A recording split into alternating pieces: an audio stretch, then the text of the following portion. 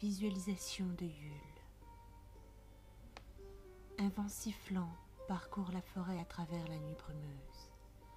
Il apporte avec lui les rumeurs venues de la taïga ainsi que les premières gelées. Dans sa forêt de lumière éternelle, le roi chêne se prépare. Les rouages du monde, sentant le changement approcher, lancent leur ultime danse avant la fin du règne des ombres. Les arbres ensommeillés frémissent au son de cette nouvelle. Le roi Wu tremble dans le froid nocturne. Il sent la fin de son règne approcher. S'il doit mourir, au moins le fera-t-il avec honneur. Près du grand lac, les élans se repaissent des plantes aquatiques qu'ils peuvent trouver, celles que la glace n'a pas encore emprisonnées.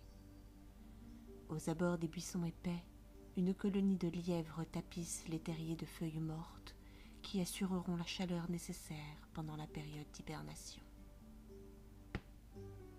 Haute dans le ciel, la lune, vaporeuse et pâle, augure une nuit glaciale. Le grizzly remue dans son long sommeil, pressentant l'arrivée d'un froid inaccoutumé. Le roi chêne lisse ses grandes feuilles dorées. Dans la forêt, des hommes ramassent des branches d'aunes gelées pour allumer le feu salutaire, gardien de la chaleur de l'été que la nuit la plus longue a occulté. Ils attendent que le roi chêne revienne. Dans les branches d'un séquoia centenaire veille Aïbo. Furtif, il plonge sur un mulot imprudent qui vient de sortir des fourrés. Le roi chêne est arrivé. Vif et aussi lumineux que le soleil, il réchauffe la vie endormie des sous-bois à mesure qu'il s'approche du royaume de son frère.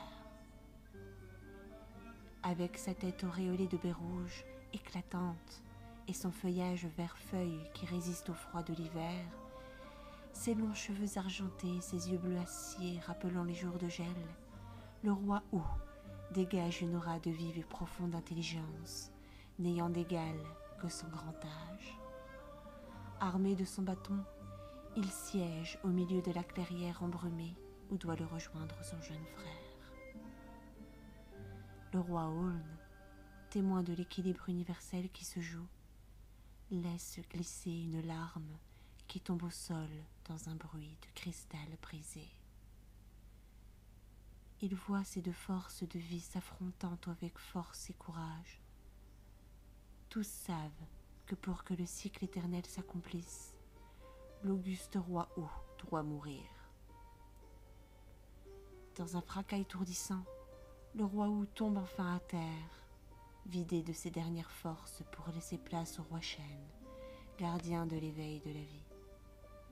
Avec respect, le roi chêne s'incline, conscient que le sang versé nourrira la terre endormie jusqu'au printemps, gageant que la vie renaîtra et répandra ses bienfaits sur tout ce qui vit.